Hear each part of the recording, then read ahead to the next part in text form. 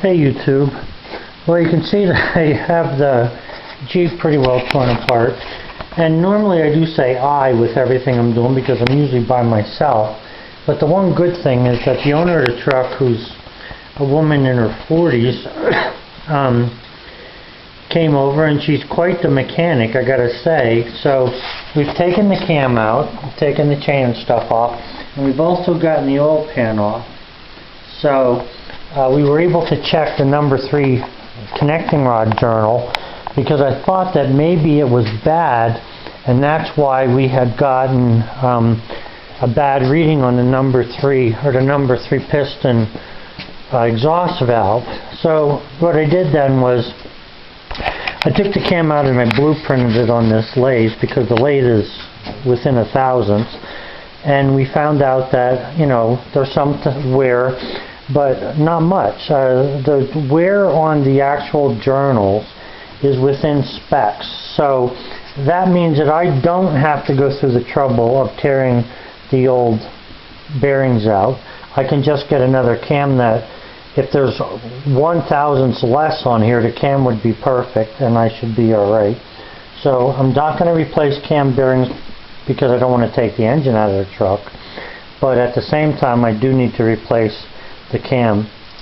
And what we did was I taught her how to blueprint this thing so that we would be able to check if the cam was in spec and, you know, if there was any excessive wear. Now naturally on this one lobe we do know, and you can see this one, I mean, even if you look at it like a side view there, that thing is rounded something fierce in all directions, as opposed to, like, say, this lobe, which is nice and flat looking.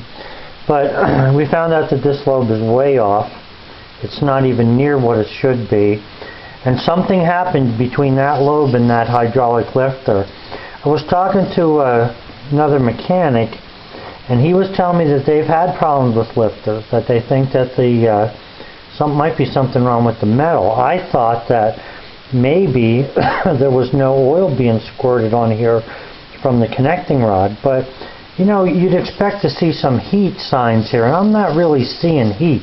I mean, I'm seeing some wear, but it looks like it's something that would wear while it's being oiled. In other words, like if you were drilling a hole with no oil, you'd get some blue. If you drill a hole in steel and you add oil and keep it cool, you don't get the blue. And that's what's amazing. It's nice and shiny, yet it wore, I think from what I remember, it probably wore, I believe, 100/1000th off of the cam. Now, when I took the oil pan down, I saved the motor oil because I want to check and see if there's any kind of little filings in there. Also, when I took the oil pan down, I had the opportunity here to use some Plastigauge to check whether that bearing had any wear, and it did not. The bearings on the truck, the mains as well as the connecting rod bearings, were very good. They were within between 1 and 2/1000ths. So you're looking at, you know, 1.5 thousandths is not bad on something like this. So what we got to do is order the parts now. I want to make sure I order the right cam, and we'll start putting this thing back together.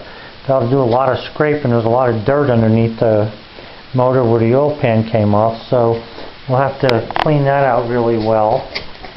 And I want to check. There's a lot of debris down at the bottom there, but you know, most of it just looks like regular oil carbon and stuff. So I want to see if there's any metal down there. I haven't had a chance to check, but I will be. So right now it's the end of the day, and Bullseye's ready to go for his walk. Right, boy? What are you eating that rubber band for? We'll go for a walk, and then I'm calling this a day.